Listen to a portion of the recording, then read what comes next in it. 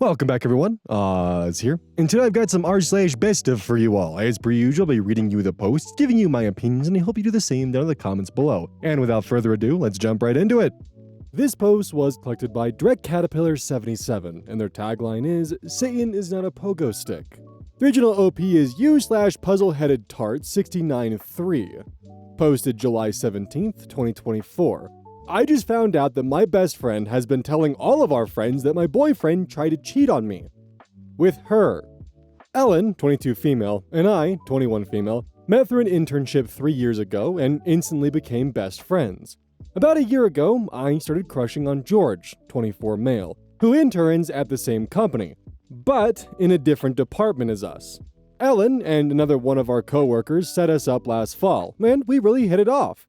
We've fallen in love, and we often talk about our future together. This is where things get messy. From early in our relationship, pretty much as soon as we went from just dating to being official, Ellen has been colder to me. She's never made it a secret that she doesn't particularly like George, though she's never said anything direct about it. The only issue she ever raised was when we first got together and he got really sick. I was studying for the MCAT at the time, and I was only about a month out from my main test day when he had a pretty bad flare-up of a chronic illness. Because he knew that Ellen and I were so close, he called her to ask her if she thought he should tell me he was sick, or if it would be better to keep it from me so he didn't take me away from my studies. Ellen didn't like this at all. She told me she thought it was incredibly inappropriate that he tried to contact her like that, and he shouldn't have called her about something so personal. I thought her reaction was a little over the top, but I talked to George about it and he apologized to her and never called her again. But she didn't let it go. A few weeks later at a party, she made a comment about how I was always choosing George over my friends. My roommate was going to be out of town the next week, so she said she should say her goodbyes, since I would probably just spend the whole week at home with George. She tried to play it off as a joke, but I was really surprised she felt that way. I never wanted to be the kind of girl who turns her back on friends when she gets into a relationship, and I had been trying really hard to balance my time with my boyfriend and with my friends. But it seemed she felt neglected, so I started putting more effort into our friendship. Over the next few weeks, I tried to make plans with her at least 5 or 6 times. Every time she came up with some excuse not to see me, even once canceling at the last minute and citing a meeting she forgot about. At 10 a.m. on a Sunday morning. I was hurt. I knew our friendship was dying, and every time I tried to revive it, she rejected me. Finally, I decided the ball was in her court. If she wanted to be friends, I was open to it. But I was sick of being rejected, and she would have to be the one to reach out to me. She never did. Meanwhile, things were deteriorating at work. We had been assigned to the same project for the year, which required working very closely together. As our friendship fell apart, she started ignoring me at work, being rude and short, making my share of our tasks very difficult for me. I felt like she was constantly breathing down my neck and waiting to catch me in a mistake. I figured she was gossiping about me behind my back, but at this point, I was so exhausted from dealing with her that I couldn't be bothered about it. She would say whatever she wanted to say, and I would just be nice and patient with her and count down the days until our internship ended. Until today, I had lunch with one of our coworkers and my good friend, K, 22 male, and he had told me everything.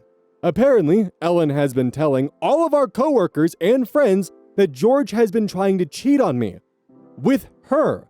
Telling them that he calls her in the middle of the night, sends her inappropriate texts, and when I hosted a party after I wrote the MCAT, he spent the whole night eyeing her.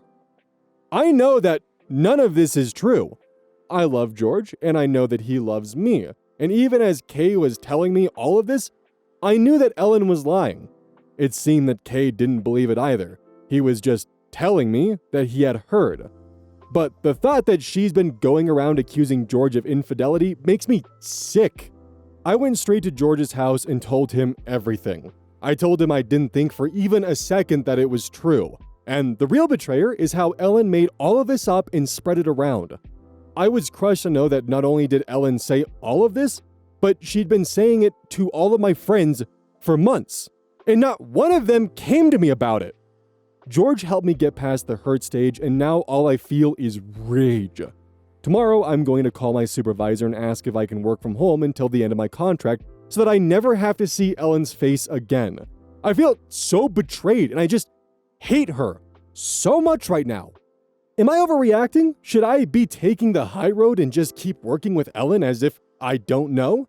I feel betrayed by my other friends too, because Kay thinks they all knew what she was saying, and not one of them told me. Should I cut them off the same way I plan to cut off Ellen? Relevant comments. Catmom, 22. Have you given any thought that what she was saying was true? What did the boyfriend say about it all? Offer to show texts, etc.? Obviously playing devil's advocate here, in either way a real friend would tell you directly about your man acting out. Not gossiping, so no judgment on dropping her ass. OP responds, I really don't think it could be true. George has offered a number of times to let me go through his phone, which I've declined because I really do trust him, and we both agree that the accusations are absurd. He's never been anything but completely honest with me, and he's been saying for weeks that I should drop Ellen because he doesn't like the way she's been treating me. I don't want to contact her about it right now because honestly, I'm just so angry, and like you said, if there was any truth to it, and if she was even my friend at all, she should have come to me about it directly. I also don't think Kay would lie about something like this. He's not the kind of person to make up rumors, and there's no way he would have known that George called Ellen if she hadn't told him, albeit a twisted version. Update, July 8th, 2025, 1 year later. Update time, 1 year later. I can't believe that I'm still learning more about all the ways that Ellen tried to ruin my life. I'll start with the good news first. Our internship ended without much fanfare. I didn't, as many comments suggested, contact HR or confront Ellen. I did contact our direct supervisor and told him that our personal relationship had deteriorated and that it had caused some hostility on her part at work, giving specific examples of issues in the workplace without getting into the weeds of the personal pettiness that was going on. He was incredibly understanding and accommodating. I worked from home for the rest of the summer, received a glowing recommendation from him, and got hired at our company in my top choice department fresh out of my internship while I finished my degree and applied for medical school. I've been accepted to the top school in my country, and George and I plan on getting married once I finish my studies. Our relationship is stronger than ever. Ellen moved abroad, but stayed very well connected to the friend group that we had formed through the internship. After what happened last year, I slowly began to distance myself from that group, and as I did, I realized that I had outgrown a lot of them. Anyway, once I began to see the cracks in the friendships I used to surround myself with, I couldn't unsee all the ways they could be unkind, immature, and toxic to themselves and to one another. I held on to the few good people that I knew had my back, and came out of the internship with a handful of good, close friends, rather than a big circle of people with shady tendencies. One good friend from the internship, Alice, 22 female, had been close with Ellen about a year ago, and has since told me a lot more of the things Ellen said behind my back, partially corroborating Kay's story from last year and adding details to some of the craziest parts. Apparently, to give herself more credibility, Ellen had been telling people that she'd been in touch with my roommate and friend of 11 years, Anna, 22 female. Ellen said that Anna also didn't like George. Is it Anna or Anna? When I Google it, I get both, so I'm gonna stick with Anna. That Anna told her I spent way too much time with him, was neglecting all of my friends, that he basically lives at her apartment, and that I always do this when I get into a relationship. She also told people that Anna thinks George is faking his chronic illness, and that I'd been using it as an excuse to blow off my friends. Once, when George was at her apartment and had a flare-up, I'd had to cancel plans to stay with him, afraid that he might need me to take him to the hospital. Ellen told everyone that Anna said he didn't seem sick, and that I'd only canceled because I felt like staying home and hanging out with him. When Alice told me all of this, I immediately confronted Anna and told her everything. Although Anna and Ellen had been in touch on and off over the past few years, I'd previously introduced them to one another, and they had some mutual interest that they'd occasionally text about. Anna reassured me that she said none of the things Ellen accused her of, and even combed back through all of the messages to see if there was anything she'd said that might have implied anything like that. In going through Anna's messages with Ellen, we noticed a pattern. It seemed that any time I told Ellen I wasn't available, she texted Anna to ask if I was with George. This went back to almost the beginning of my relationship with him. For those running to the comments to ask why Anna didn't tell me this sooner, it didn't strike Anna as bizarre until we looked through the messages after hearing the accusations. I had a bad habit of letting my phone die, so sometimes if someone really needs to get in touch with me, they'll contact Anna or George. So, in itself, Ellen texting her to ask where I wasn't out of the ordinary. Ellen texting her to see if I was specifically with George, combined with what Ellen was claiming Anna told her, is the strange part. Coming out the other side of all of this, I've been trying really hard to reflect and learn from the situation. Was I a perfect friend to Ellen? Definitely not. I think there were certainly times at the beginning when I was first dating George and studying for the MCAT that I was distant with her.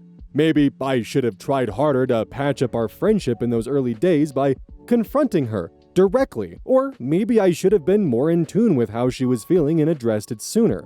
Despite everything, I do miss her a lot, and I wish things had turned out differently.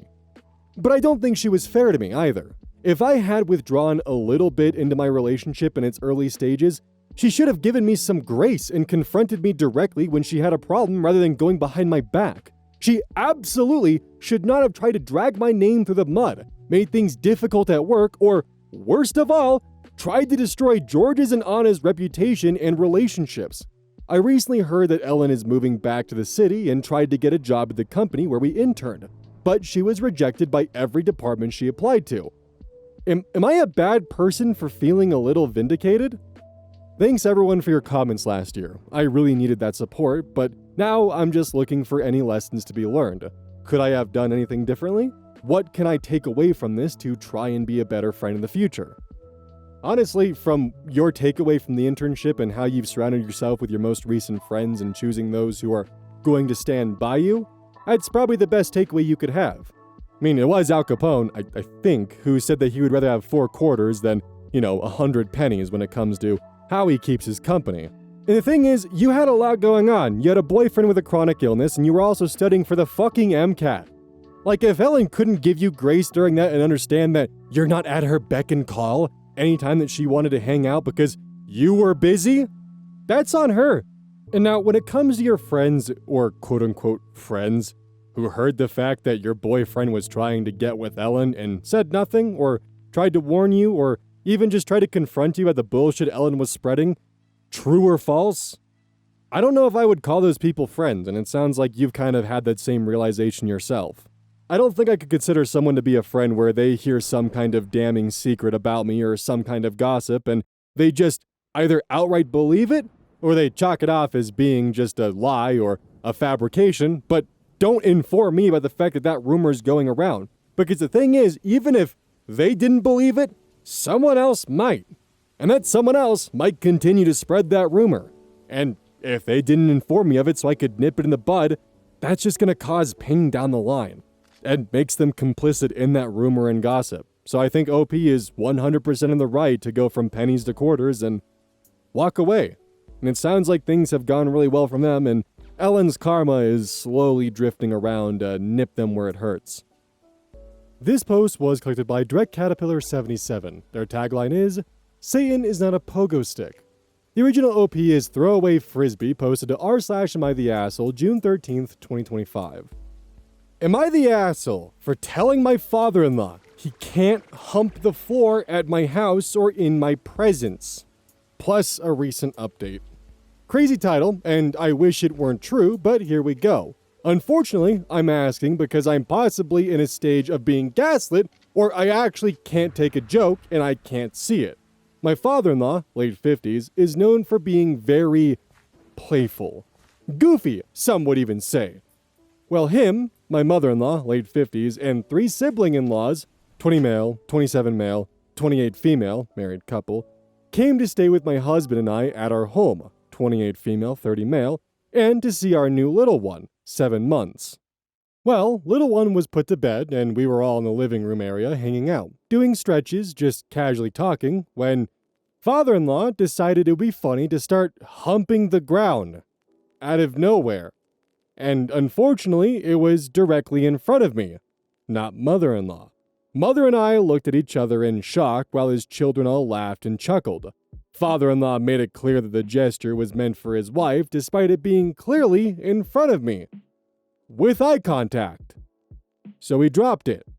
The night passed, they left town, and after a few days of not being able to shake the image in my head, I decided to talk with my husband about how uncomfortable it made me, along with other sexual jokes he makes about us all being married and etc. There's been this big divide now on how I'm always ruining the fun, how it was just a joke and not a sexual gesture, and how I'll always find a problem when my husband's family is in town. His family thinks this. However, when I speak with my mom, sister, cousins, and anyone on my side of the world, they see his jokes and gesture as totally inappropriate. My father-in-law tried to make the point that I've done TikTok dances in his home with other sibling-in-laws and my husband, and he's never felt uncomfortable because he knows they're harmless, and that it's not fair for me to judge him about this, knowing his intent, which was to just make a joke. My point is, even though I'm not on TikTok and I don't post videos, everything I've done is postable. Him slow stroking the ground is not. My husband got mad at me for not seeing it as a joke, and so did the other married siblings who were in the room that were raised by father-in-law. So, am I the asshole for saying that my father-in-law humping the floor in my home/presence made me uncomfortable and drawing that boundary? I genuinely would appreciate feedback because I plan to have another conversation soon, and I want to know that I'm coming into the conversation grounded in reality. Verdict: not the asshole. Relevant comments. Outrageous Rabbit 842. Can your husband explain the joke to you and his mother? Can father-in-law? Because I don't get it either. Just straight up gross. Opie responds, this is a good point, and I'm wondering if I should actually ask to see what the response is. Pristine Local 8176. Not the asshole. Your in-laws are weird as fuck for enabling this behavior. Your husband is weird for getting upset you didn't get the joke. Like, what the fuck? His father made you uncomfortable. I'd be sick to my stomach if I saw my father-in-law doing that. And your husband's reaction is to get upset with you instead of addressing it with his dad? Gross. All around gross. OP responds, I agree that the whole family is weird, husband included. It definitely has made me wonder if something happened in the home that makes this seem normal. Rarelow 8984 responds further, why did you have a baby with someone before you examined these questions? OP responds, this is my favorite question because never, in a million years, would I thought I needed to ask, does your dad hump floors and is this funny to you? Never. I'm just shocked. Truthfully, what makes this even worse is that we're a very religious community. He's an elder/deacon in the church. We're all churchgoers, worship leaders, musicians, all the things. So I had absolutely no reason to think this would have ever come up until it did. MLA Chick further responds, in my experience, the devout Christians are some of the sickest sexual deviants, and calling them out gets you the creepy gaslighting that you're experiencing. Update, June 14th, 2025. All aboard for the Hot Mess Express. Firstly, thank you to all of the responses. I genuinely appreciate the kind, blunt, informative, funny, and not so nice comments because truly, I was looking for all perspectives. It felt reassuring to see that a majority, not all, of you felt like it was, in fact, inappropriate, gross, weird, odd, sick, and especially having folks that aren't like me, religious, jokesters, etc., still see the behavior as not the best. This is a 24-hour update. So the reason I followed up with my father-in-law/mother-in-law wasn't because my father-in-law never apologized. He did. Reluctantly, but he did. I followed up with them because of one particular event that happened on the first phone call when my husband, yes, although mad at me, told them that I was uncomfortable. My father-in-law's immediate response to my husband and I saying I was uncomfortable was that he, father-in-law, was uncomfortable with the fact that I was uncomfortable, and that this all made him feel bad because it's not fair that I was uncomfortable. He apologized, and truly, it could have stopped right there because truly, he's entitled to his feelings. But it didn't stop there. It got back to me that he was telling the other in-laws' siblings how I couldn't have fun.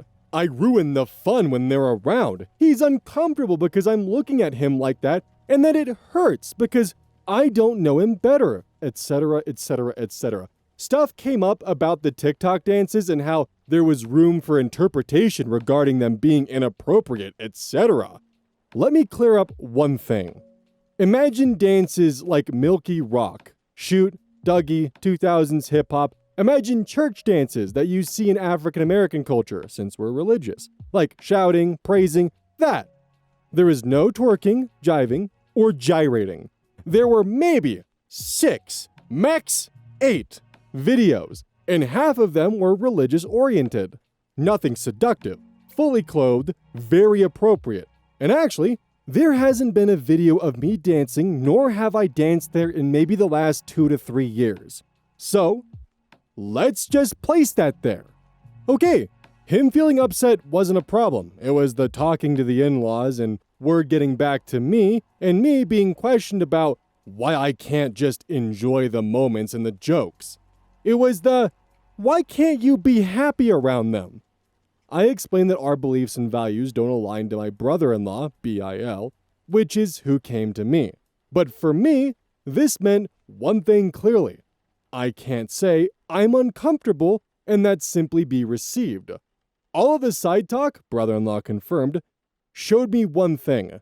There clearly was tension and ill things being spoken, so my husband suggested I speak with my in-laws versus immediately separating myself. Maybe there was a misunderstanding. Let's just talk it out and see. How did that conversation go? As you would expect, terrible. My in-laws were incredibly irate and yelled a majority of the time. The part that hurt them the most was me talking to my mother, who's also a part of the church community. Talking to her meant that I, in their words, exposed him, and now she sees father-in-law in a different light. Their words. One part of the conversation sounded like this. Father-in-law, how would you feel if I told folks you were a prostitute? Me. I would feel like that's a lie. Father-in-law, exactly! That's how I feel. Me, except I didn't lie about anything. I just told my mom the facts and how it made me feel. Mother-in-law, well, OP doesn't feel like she lied, so she doesn't understand. Me, where was the lie? I only told the facts. Father-in-law, but OP, you made me look bad. Mother-in-law, yeah, OP, you've now shown him in a different light and that doesn't show his character. He has a good heart. A lot of our conversations sounded like that. I'm also realizing a lot of the conversation was rooted in bullying, and that's the nice way of me saying it. Some of the comments sounded like, we can joke with all our married friends and married children about sexual conversation, but we see we can't do that with you. Mother-in-law, we just can't make any jokes around you, so I guess we probably need to be careful with how we talk. I don't know how I'll act around you now. Mother-in-law, what you did was bad, and you shouldn't have told your family. Father-in-law, to this point, all they know is that I talked to my mom, and what's interesting about this is that when I asked, who should I have spoken to about my discomfort, the response was, well, we're not saying who you can talk to, but you shouldn't have told anybody about this. You could have come talk to mother-in-law. I told them I wasn't safe to talk to mother-in-law because of what I'm seeing in real time with the conversation we were having. Reddit readers, when I say it was a bunch of yelling and insulting, saying don't be dumb, what you did is bad, etc., I'm not kidding. I told them, in the future, I hope the in-laws, their children's spouses, can come to them when something makes them uncomfortable and it be received. They said, aren't you being received now? And I said, no. I'm being met with screaming, insults, threats of being cut off, father-in-law said this, and that this is emotionally unsafe. I said that even with expressing myself, father-in-law is only getting angrier. He agreed. He explained that he's the adult and that I should listen, and that's my problem. I shouldn't have talked to anyone. It made him look bad. He said that he doesn't want to talk to me and will move differently with me. He no longer wants to come over to our home. Thank heavens. He yelled these things, and when I asked him to stop yelling, he said, "No, I'm mad." When I asked could he stop insulting, he said, "No, maybe we don't need to talk." I said, "You're right. We don't, if we can't respect each other." He said, "OP, you need to respect me." I said, "Grab control." He said, "You grab control." We ended the call with him repeating, "Leave me alone," and crying very hard while yelling. I'm not kidding. Now, let me say this. I never raised my voice, insulted, or overtalked anyone because I've seen this with my other sister-in-law, married into the family like me. It's easy to feel provoked and get into a screaming match, but when you're cool as a cucumber emotionally, that sends them over the edge. And that's what happened. Unfortunately, I documented the conversation for proof. How did it end? Father-in-law kept repeating, "OP, leave me alone, leave me alone, leave me alone." And I told him he's an autonomous being and that he's able to hang up the phone anytime he wants. So after saying, "Leave me alone" at least 4 to 5 times, he hung up. They called my husband, who was not present for this conversation and didn't want to be, and simply told him the conversation was rough. Or at least, that's what he told me, and I could tell the conversation lasted less than 10 minutes. My husband was overwhelmed with everything, and honestly, I think some of you were spot on. He named the joke, sexual gesture, humping the ground, as inappropriate with me privately, but when he heard himself, after I reconfirmed, he said, "No, you said it was inappropriate." He's done this a few times, so I really do believe he sees that it wasn't appropriate. I just think he's struggling to say it because that goes against all that he's been taught and whatever else happened in that home. Lastly, I'll say this. A few things that happened on the phone call with the in-laws that felt off were these. 1. Father-in-law named all the children in-laws and stated they all make these sexual jokes, and he said, "Why is it that even though I make them the most, you pick me out of them, and you feel uncomfortable?" I told him I feel uncomfy when everybody does it and have spoken out about it. But the humping took it too far, and now I'm bringing it to the forefront because there is a power dynamic. He's a father, an elder, deacon, leader, grandfather, etc., not a peer. 2. They questioned why I'm trying to make father-in-law look bad. And I asked, why was the joke not what made him look bad? Why is it that me talking to my mother, the part that makes them upset and feel as though he looks bad? 3. I asked if their daughter dealt with this with her father-in-law. How would they feel? Would they want her to feel comfortable talking to them? No answer. Only she can talk to her own mother-in-law. 4. They've said I've made them uncomfortable before in the past for things like arguing with my husband in their home in their presence. And they talked to us about it at the time, years ago. I said, yes. And y'all told us it made you uncomfy, and we resolved. Why am I not able to do the same? They responded, because you're blowing this up. I asked, how? They said, because you talked to your mom. They only found that out on the phone call, even though they came in with yelling and told their children, my in-laws. This is long, so I'll stop here. There won't be a too long didn't read because how? SMH.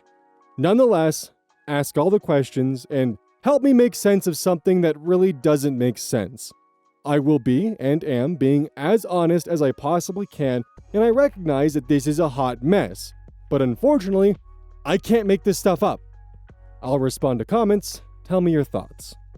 Relevant comments. Ulcia. Okay, so you can't tell your mom, but he can tell his whole family to ridicule you. This is so unhealthy. And yes, he looks incredibly unstable, shifting all the blame on you and playing the victim after. I would definitely go no contact and expect my husband to defend me, or I would serve him with divorce papers. OP responds, exactly. OP on why she's being singled out. My hypothesis about why I'm being targeted is because I'm the only one who will respond to the nonsense with a boundary. Whether it's prejudice/racist jokes, especially in public or in earshot of said person of race, belittling jokes to women and the disabled, children, etc., etc. I'll continue to say, that's wrong, no matter who says it. I also am not materialistic, and I think my priority for education over riches bothers them because I don't align. I'm working towards the highest degree while they've only received high school diplomas and their children bachelors. I don't talk like them. I'm not into television, but instead I read books. Pretty much, I stick out like a sore thumb with them. I'm different. New update, July 8th, 2025. Yikes, I know. Well, I'm sort of in a pickle about this one because my husband and I have been wrestling this issue for a little over a month now. After debates regarding everything that happened with his dad in our home, he spoke with his folks. He said he cleared up what happened. Not really, but he talked to them and expressed that they can't joke around everyone, especially if you don't know a person's history or if they'll see it as a joke. Fair. After the insults, yelling, alienation, and gossip, he talked to them and things settled on their end. Supposedly. But no one followed up with me. No apologies, no remorse, no takebacks, nothing. Just an, I've talked with them. They're old and set in their ways. This issue is over. Here's where the problem lies. This issue has truly impacted my marriage. I've been so angry with my husband for not having my back, nor standing up, for letting them talk to me. However, I've questioned his ability to speak up in the face of wrong. I've called him a coward. I've questioned whether being married into this family is even worth it. But what cooked the goose was me saying his dad had predatorial behaviors. I gave him examples, like when he sees young college-age girls on TV and calls them his girlfriend, or openly, in front of wife, daughters, daughter-in-law, adult children, comments on other women on TV, or when he makes the sexual jokes, gestures, etc., how his circle includes men who have been exposed for sexual crimes, like in statutory rape. I've noticed the dad has a soft spot for men with these kinds of crimes under their belt, and I don't know, an alarm just goes off for me. Maybe I've been enraged and spoke in anger. Maybe I spoke what I've been thinking for years. Nonetheless, my husband is beyond hurt. Silent treatment, avoiding me, only will argue, snappy, mad. So, was I the asshole, or am I missing something? That was a lot. Holy hell.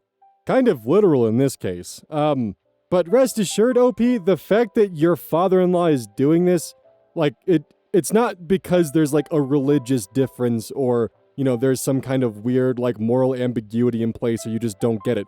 This is fucking weird, like, without a doubt. Like, I can't even imagine being in this situation. It's bizarre as hell, and there is definitely a lot going on this quote-unquote family dynamic that leads to this kind of behavior feeling acceptable.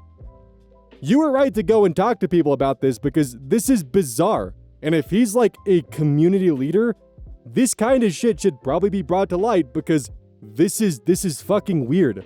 Like, this behavior is abusive, it's predatory, it's disgusting, I can just keep listing off adjectives here, but, like, it's unacceptable. I mean, not only does your father-in-law act like a child, but he hangs around people who, well, tend to target children. And this is definitely uncomfortable considering the fact that you have a 7-month-old, or nearly a year-old child at this point in time. I would walk from the marriage if I were. I don't usually recommend divorce as being an option, but this is a situation where if your husband can't seem to understand that his father is a problem and is defending his behavior and turning a blind eye towards it, you need to find a safe place for you and your child because this is not it. Hey, welcome to the outro. Don't forget this whole thing is basically brought to you by GamerSupps. If you like caffeine, then I can't recommend GamerSupps enough. Use code OZ at checkout to support the channel. And I do actually use this product. It's replaced all other sources of caffeine for me because I feel good. It doesn't have any of that extra stuff that a pre-workout blend might have. It's with a couple of the extra things to make it so you don't crash as hard. It's good. I like it. Personally, if you really want a good flavor, try the Soda Pressing Pear or even the Dragon Fruit Punch. Those two are my personal favorites right now.